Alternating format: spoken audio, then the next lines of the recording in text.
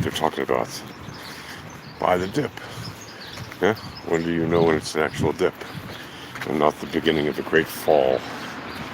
Right? How do you know you're not about to just eat it? Dips, chips, chains and whips and all. Well, the answer is in the leading information, of course.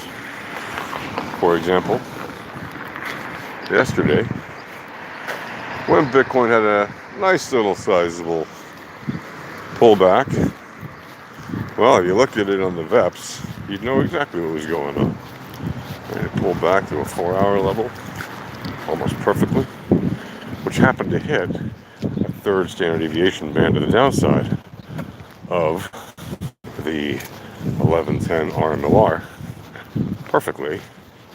By the way, it also smashed through the 3012 RMLR's third standard deviation band to the downside in that move that went down and then continued down a few times on the 15-minute time frame. But the 15-minute time frame is too low. How can you trade that? Because that's actually not a low time frame. Very good intraday time frame for intraday scalps, right? What you really want to be doing is trading on even lower time frames. 9, 6, 5, 3, 1. Those minutes are frankly where the actual occurrence of opportunity is, because that's where you'll have more occurrences of opportunity throughout the day. 15 minutes is great for getting a kind of a big picture of what's happening on the intraday as a whole, and you get a lot of nice moves there. But if you want a lot of action, you go to the lower time frames, right? Because there's constantly hills and valleys there you can scalp. Now, yesterday on the 15 minute, there was, like I said, that very nice move to the downside, and it hit that third standard deviation band on the RMLR, yeah, and then on both of them actually. And then what happened once it stopped hitting the third standard deviation band on the 1110 RMLR for 2 candles in a row, as happens almost routinely, like more than 99% of the time, because it happens more than 99% of the time, literally, it was in mean reversion, right? Why? Because that's what happens once the asset stops hitting the third standard deviation band up or down of an RMLR. Well, there you have it, mean reversion in progress. And it just so happens that it mean reverted, because of course, to the 1110 RMLR, and then proceeded to mean revert to the 3012.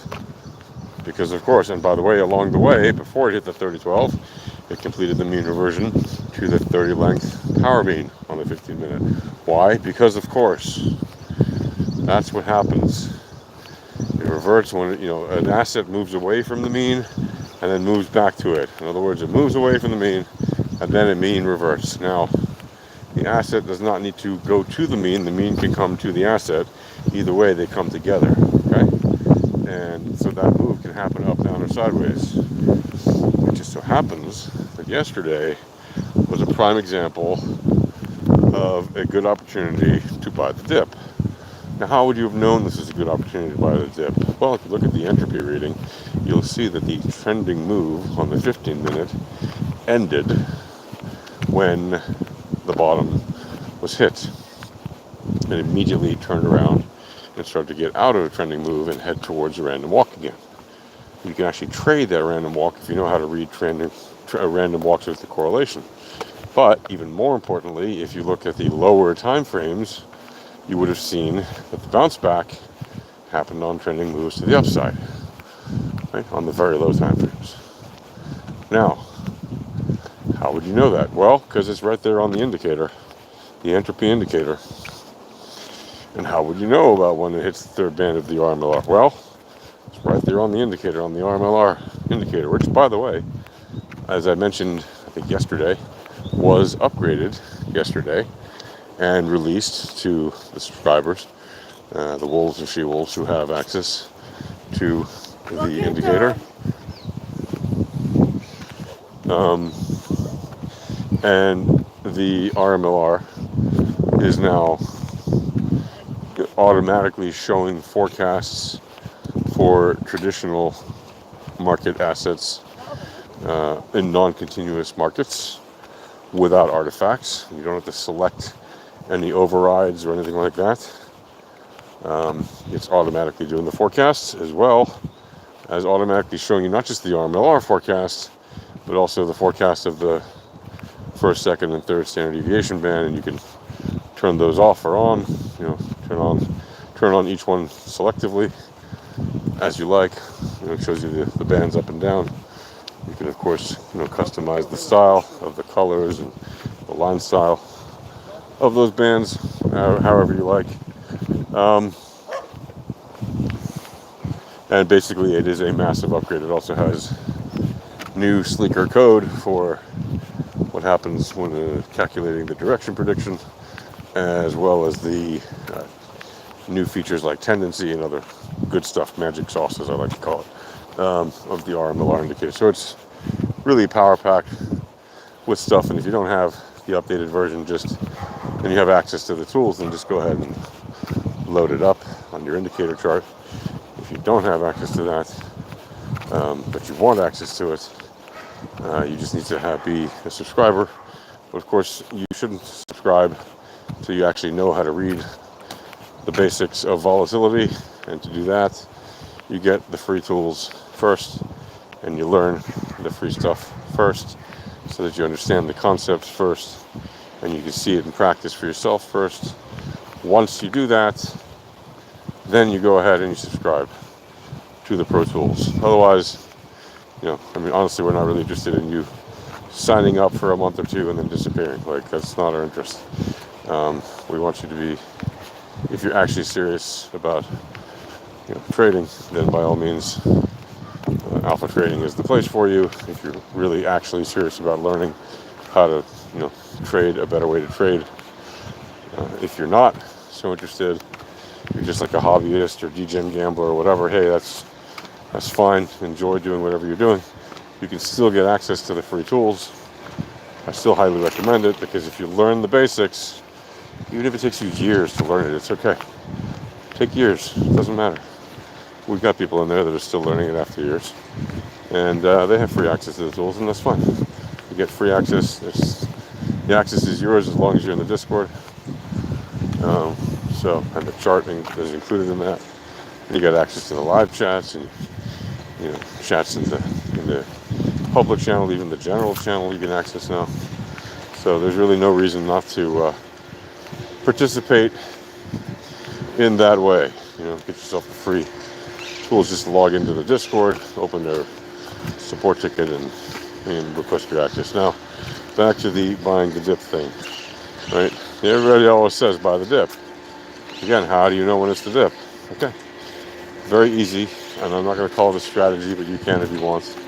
But very easy setup is to use the RMLR and to use the volatility and the entropy indicators and variance. And you don't have to use volatility and variance. You can use one or the other. It's up to you. You could use both, but you don't need to.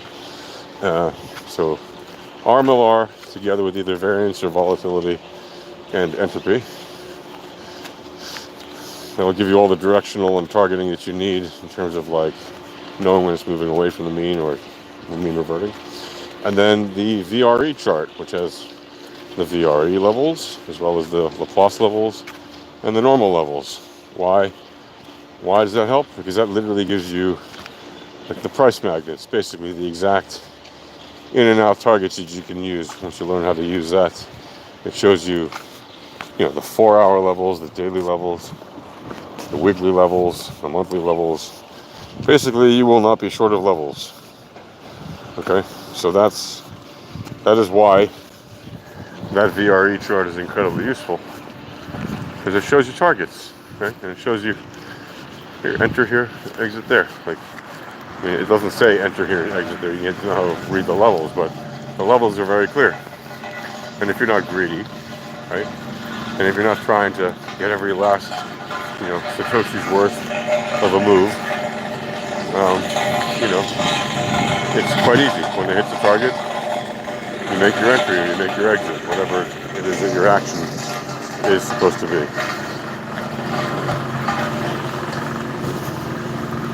So, anyway, that is how you do that. You get your free access and you learn. It's free. You got a free community to learn from, free educational information, etc. How do you know when to buy the dip? How do you know when to take profits? You know, should you buy the dip or should you be selling it to the top? Yeah, the answer is you should be doing both if you're a trader. Right? You buy low, you sell high. So you do that by buying the dips, or it may not be a dip. It may be that it has fallen gradually, right, and is at a low for a while even, right? And then you buy when it's relatively low and is ready to move up again. If it's relatively low and ready to move down again, should you buy that? No, you should not buy an asset that's going to go down further. You should be buying the lows, selling the highs. It's kind of self-evident. The thing is, most people don't usually do the self-evident thing. They usually do things that are unnecessarily complicated.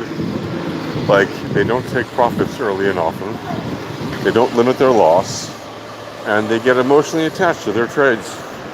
So they actually care about the assets that they're trading more than they ought to. And that's problematic because that basically leaves you in a situation where you actually give a hoot about whether the asset goes up, down, or sideways. And if there's one thing you should not do, it's really give a hoot about whether or not the asset goes up, down, or sideways. What you should care about is the P&L is growing onto the positive side. As long as that's doing well, you know, the rest is details. So, that said, happy trading.